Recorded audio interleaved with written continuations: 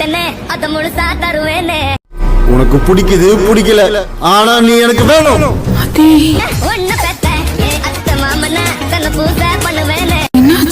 ஒரு வாட்டி ஓகே சொல்லி பாரு,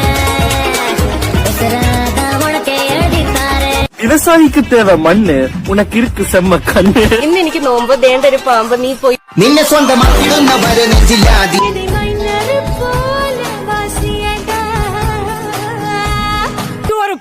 எல்லாரும் வாங்க.